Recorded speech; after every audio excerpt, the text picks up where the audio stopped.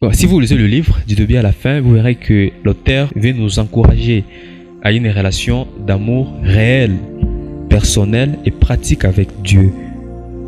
Parce que c'est pour cela que Dieu nous a créés, pour que nous puissions entretenir une relation personnelle. Chacun personnellement doit avoir une relation d'amour avec Dieu. Et cette relation doit être pratique, c'est-à-dire caractérisée par l'obéissance à Dieu. Mais aussi, comme je l'ai dit, cette relation doit être personnelle, chacun avec Dieu. Parce que le salut est personnel et cette relation doit être personnelle avec Dieu. Au moins nous les chrétiens, nous avons un Dieu qui est relationnel. Nous pouvons les connaître, nous pouvons l'écouter, nous pouvons l'expérimenter dans nos vies. Et c'est pour cela que Dieu nous appelle. Et c'est pour cela que l'auteur est en train de nous appeler tout au long du livre. Également, nous avons vu que Dieu parle. Le Dieu que nous adorons, le Dieu que nous servons, c'est pas un Dieu muet ou un Dieu qui est parti se cache quelque part et qui ne veut pas de nous, mais c'est un Dieu qui parle. Et la Bible dit que dans ces jours qui sont les derniers, Dieu nous parle au travers de Jésus. Jésus qui est la parole de Dieu qui s'est faite chair. Et donc nous pouvons écouter la voix de Dieu, nous pouvons connaître la volonté de Dieu en mettant en pratique ce que la Bible nous commence de faire. Mais aussi, dans cette relation qui est réelle, personnelle et pratique avec Dieu, nous pouvons connaître Dieu tel qu'il est. Bon, comme on discutait dans notre cellule, il y a beaucoup de gens qui connaissent les noms de Dieu, qui connaissent les noms de Jésus, qui ont déjà entendu parler de Dieu quelque part, soit à l'église, soit l'ont déjà lu dans un livre chrétien ou même dans la Bible, mais ils ne connaissent pas réellement ces dieux-là. Et pour connaître réellement ces dieux-là, nous devons vivre avec ces dieux. Nous devons vivre avec ces dieux, avoir une expérience, une relation d'amour pour connaître une expérience avec lui. Et aujourd'hui, nous allons parler de la foi. Et nous allons voir que notre foi dépend de ce que nous connaissons sur Dieu. Notre foi dépend de notre connaissance de qui Dieu est. C'est par là que nous devons commencer. Est-ce que nous connaissons Dieu par l'expérience? Est-ce que nous connaissons Dieu, mais aussi par la Bible, parce que la Bible nous demande, nous révèle sur lui? Donc c'est très important. Pour bien comprendre le livre, vous devez d'abord arranger votre relation avec Dieu, être sûr que vous entretenez une relation réelle, une relation personnelle et pratique avec Dieu. Comme je l'ai dit, aujourd'hui nous allons parler de la foi. Iman, c'est très important d'en parler pendant ce moment de crise. Est-ce que tu ngali na iman? Yesu pekee anasema que siko tarudiaka. Est-ce que atakutaka imani ngali kudunia kweli? Donc c'est très important pendant ce temps de parler de la foi. Notre thème c'est la crise des croyances, la crise de la foi. Est-ce que malgré tout trois pitié, comment est-ce que nous voyons l'avenir? Est-ce que c'est noir? Comment? C'est très important. Et c'est là que vient ma première question. Qu'est-ce que vous espérez concernant l'avenir? Nous qui traversons ces moments de crise, nous qui traversons ces moments de guerre, d'incertitude du lendemain, qu'est-ce que nous espérons? En qui est-ce que nous plaçons notre foi? En qui est-ce que nous plaçons notre confiance? C'est très important. Parce qu'il y a plusieurs sortes de foi. D'ailleurs, comme nous allons le voir, la foi, c'est pas seulement pour les chrétiens.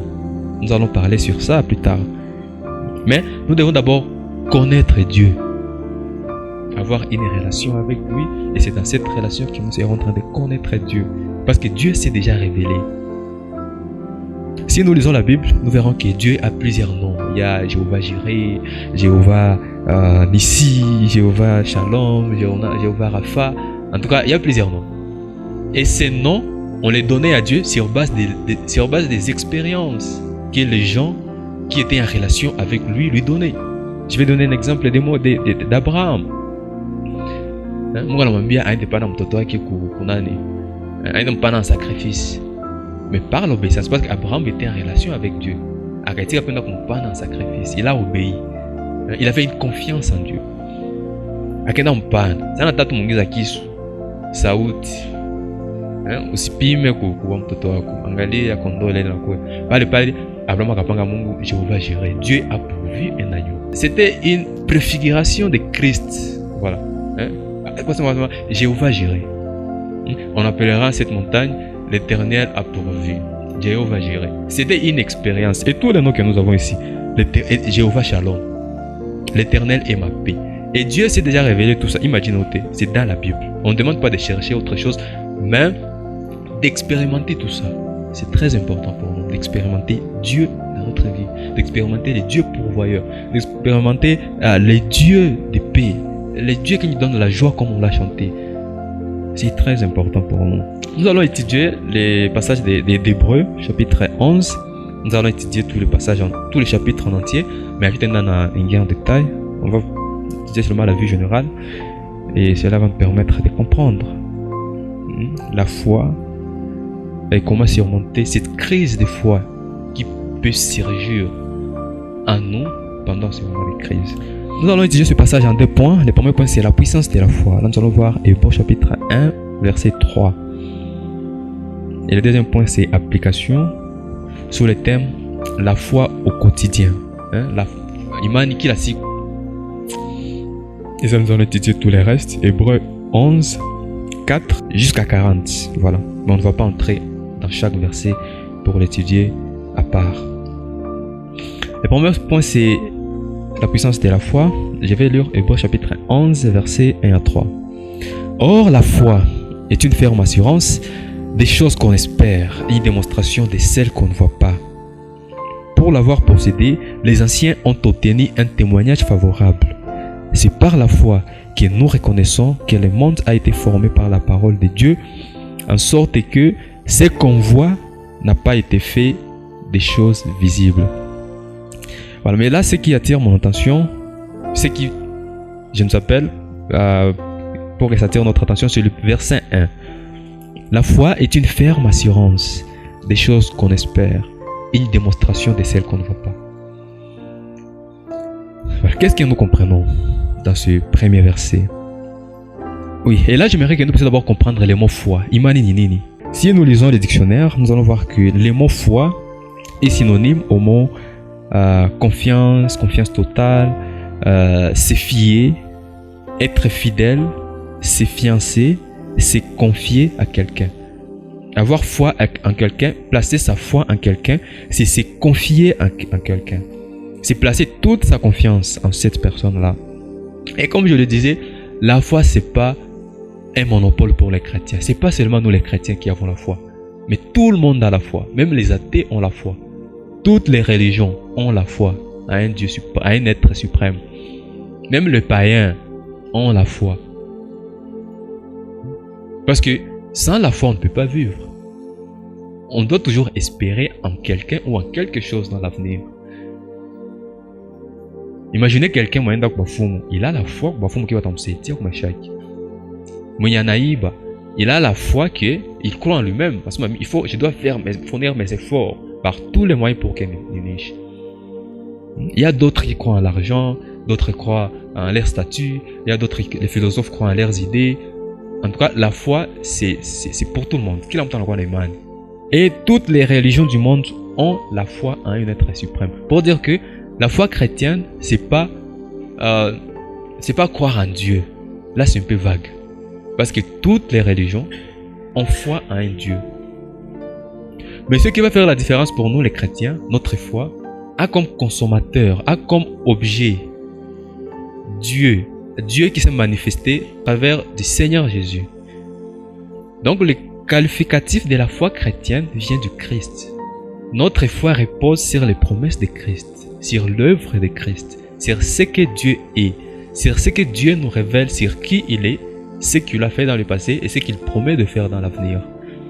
C'est en cela que notre foi est basée. C'est très important. Il ne suffit pas seulement de dire j'ai la foi, mais il faut dire en qui vous avez la foi. Parce que tout le monde a la foi en quelque chose ou en quelqu'un. La foi devient chrétienne lorsque nous plaçons notre foi en Jésus-Christ. Lorsque nous embrassons ses promesses. Lorsque nous croyons à sa parole. Lorsque nous croyons nous acceptons, nous avons la ferme assurance de ce que Dieu est capable de faire pour nous dans l'avenir, mais aussi dans le présent. Une ferme assurance des choses qu'on espère, c'est-à-dire que nous avons la garantie à l'avenir, que tout est déjà là. Une ferme assurance des choses qu'on espère. Tout est déjà là, nous avons déjà la garantie. Une démonstration de celles qu'on ne voit pas. C'est sûr que souvent, il y a les athées qui disent que je ne peux pas croire en quelque chose que je ne vois pas. Est-ce qu'ils préfèrent croire à la nature, aux plantes, aux choses qu'ils voient? Si on parle de cette façon de voir, ça va nous compliquer. Parce que nous connaissons tous que le courage existe, l'amour existe. Mais on ne peut pas le voir, mais ces choses-là existent. Et nous, quand nous croyons en Dieu, nous ne sommes pas fous. Nous croyons en Dieu parce que c'est Dieu-là, nous avons la ferme conviction que c'est Dieu est. Que c'est Dieu s'est révélé au travers de nous. Elle s'est révélée au travers de la nature, elle s'est révélée spécialement au travers de la Bible. Donc la puissance de la foi, c'est cette assurance, cette ferme conviction, cette garantie de saisir les choses de Dieu, les promesses à venir de Dieu, que Christ nous a promis. C'est cette force-là de voir l'invisible et de la voir dans le présent même. On sait que oui, les promesses de Dieu sont oui et amen. Les promesses de Dieu sont certaines, bitaphaniques, parce que c'est un Dieu fidèle, parce que c'est un Dieu grand et fort. Donc sa parole est solide et sûre, comme on l'a chanté. C'est très important pour nous. Et c'est ce qui nous donne la force et la patience de surmonter les difficultés de la vie. Si nous connaissons Dieu, tukijua Mungu, tukimjua par expérience, hakuna moment itaweza tushinda kwa dunia, magonjwa, vita, nini. Parce que tunajua que Dieu, nous avons la foi à un Dieu qui est souverain, un Dieu qui contrôle tout. Mungu anajua mwisho a partir ya mwanzo. C'est que haiko ndio mwisho hapa. Nataka mimi nakufa, ndaishi milele. C'est ça la foi d'un chrétien. Et donc, j'aimerais que nous comprenions des choses sur la foi. C'est que la foi chrétienne n'est pas une foi aveugle. Atuaminiaki tu takuamini, hapana. Nous sommes convaincus du monde tunaminiaka. Notre foi haiko madisi au bitu benye biko mythique, non. Notre foi n'est pas un saut dans le vide. C'est même mtu ajuaki. Hapana. Tunaamini Biblia inasema tukiangalia mzuri ni kweli. Biblia inatuambia que Mungu aliumbaka le monde par la parole. C'est vrai. Hii dunia ukiangalia tu logique. Si tukiangalia dunia pale tubeba vers un créateur invisible mwatuone. Na mwenye aishi mwa dunia. C'est par la parole que Dieu a créé tout ça. La Bible nous dit que l'homme est profondément pécheur. C'est vrai. Tukiangalia chipeke mushi. La Bible nous dit vrai. Nous sommes des pécheurs et nous ne pouvons pas nous sauver nous-mêmes. Tukiangalia dunia inatuambia que Dieu est saint, que Dieu est grand. Malijenga ki dunia kyote. C'est tout ce que la Bible nous dit. Donc la foi chrétienne repose sur des réalités, sur des vérités éternelles que Dieu a mis dans la Bible, que Dieu a révélé aux hommes et dont le contenu se trouve dans la Bible. Tout ce que la Bible dit est vrai. Non, si vous utilisez la raison, parce que la foi chrétienne n'est pas contraire à la raison, ou bien la vraie foi chrétienne n'est pas contraire à la vraie raison ou à la vraie science. Tukisoma Biblia inatuconvaincre vile vyote intellectuellement. Atuamini jitu kuamini hapana. C'est bon, toi c'est ayuake, sema tukienda kwa shetani. Non, nous sommes convaincus. Et si vous n'êtes pas convaincus, lisez la Bible, demandez à Dieu de vous révéler afin que vous connaissiez l'assurance. Vous pouvez être sûr intellectuellement que tout cela est vrai. Et c'est possible de Dieu révéler. Et comme je le disais aussi, c'est la deuxième chose à savoir, la foi chrétienne n'est pas vide ou vague. La foi chrétienne est reposée dans les promesses de Dieu que nous avons au travers de Christ. Christ a dit qu'il reviendra. Christ a dit qu'il est avec nous jusqu'à la fin du monde. Christ a dit qu'il nous prépare une place. Il a dit que nous avons la vie éternelle au travers de son œuvre. Tout cela est vrai. Christ a existé. Il est mort sur la croix. Il nous a sauvés. Tout cela est vrai. Donc c'est pas une foi qui est reposée dans... qui n'a pas de base, quoi. Qui est vide, non. C'est pas un saut dans le vide, comme je le dis. C'est pas vague. Mais il y a des choses sur lesquelles nous nous reposons. Je sais que je sers pour des récompenses. Je suis sûr de ça. C'est très important. Mais il faut faire attention. Il y a ceux qui pensent que avoir la foi, c'est être positif. Non, il y a une différence. Même un païen peut être positif. La foi n'est pas le positivisme. Non. La foi n'est pas non plus une intuition ou un sentiment. On sait que oui, il faut nous dire que ça va bien. Même le païen. Mais notre foi est reposée en Dieu. Sur qui Dieu est. Sur ce que Dieu a fait. Et sur ce que Dieu fera. Sur là que... Donc, la base, c'est une personne. Là, c'est pas nous. C'est en Dieu. Malheureusement, il y a beaucoup de chrétiens qui ne connaissent pas toutes ces vérités. Et qui, quand les moments de crise, quand les épreuves arrivent, ils tapent la crise de foi. On a un angouka, on a ma panne, on a maman accueilli pékin. Non. Ça, nous allons voir dans le deuxième point.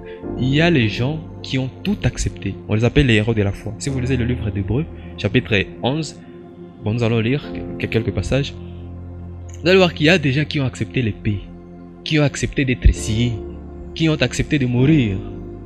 Et ils n'ont pas vu les choses que Dieu leur promettait, mais ils ont accepté tout ça parce que ils vivaient comme des voyageurs. Ils savaient que Dieu leur prépare plus dans le monde à venir. C'est comme ça qu'ils vivaient. Et c'est là que nous entrons au deuxième point. Le verset 6 nous dit Or, sans la foi, il est impossible d'être agréable à Dieu, car il faut que celui qui s'approche de lui croit qu'il existe et qu'il récompense ceux qui le cherchent. Sans la foi, il est impossible de plaire à Dieu. Pourquoi? Parce que c'est la foi qui nous connecte à Dieu. Sans la foi, en tout cas, on ne peut pas embrasser les promesses de Dieu. Sans la foi, on ne peut pas tenir les bénédictions de Dieu pour nous. Donc, la foi, c'est le moyen. C'est le moyen qui nous permet de saisir la vérité de Dieu. Sans la foi, nous ne pouvons pas joindre Dieu dans son travail, dans son œuvre, dans ses projets dans le monde. Ces projets qui sont des dimensions divines. On a donné l'exemple de Moïse. Dieu lui demande de venir, d'aller libérer son peuple. Qu'est-ce Moïse dit? Non, d'ailleurs, moi je ne sais pas parler, je n'ai jamais fait tout ça. Mais Dieu dit, je serai avec vous. Moïse a tapé une crise de croyance parce qu'il ne tenait pas compte de Dieu, il tenait compte de lui. Il ne tenait pas compte de Dieu. Donc, sans la foi, on ne peut pas plaire à Dieu. Nous devons toujours tenir compte du facteur Dieu dans tout ce que nous faisons. C'est très important. Donc, c'est la foi qui nous permet d'obéir à Dieu pendant les moments difficiles. Sans la foi, qui dépend de notre reconnaissance de qui Dieu est, de ce que Dieu fait, de ce que Dieu a fait, de ce que Dieu fera, nous ne pouvons pas tenir pendant les moments de crise, pendant les moments d'incertitude, comme les moments que nous traversons actuellement. Donc, sans la foi, on ne peut pas plaire à Dieu. Surtout moi, wakati, comme on a iman, on ne peut pas plaire à Dieu. Car il faut que ceux qui s'approchent de lui croient qu'il existe. C'est là que ça commence.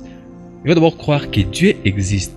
Et comme je l'ai dit, Mungu anajirevelea kupitia dunia ya lumba na kupitia Biblia. Il faut d'abord croire qu'il existe et qu'il récompense ceux qui le cherchent.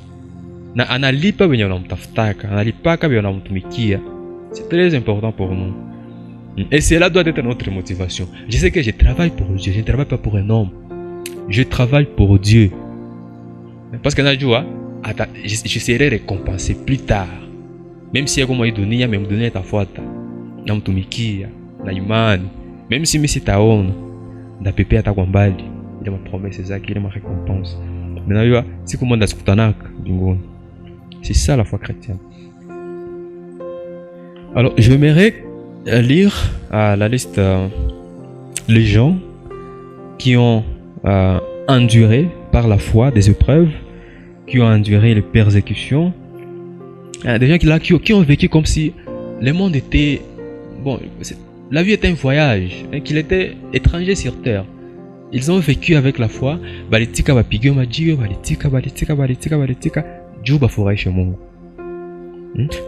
On les appelle souvent les héros de la foi. Ces gens qui ont trouvé la force de persévérer dans l'obéissance pendant les dures épreuves et les persécutions jusqu'à la fin de leur vie. Et le verset 16 est tombé que Dieu n'a pas honte d'être appelé leur Dieu. Parce que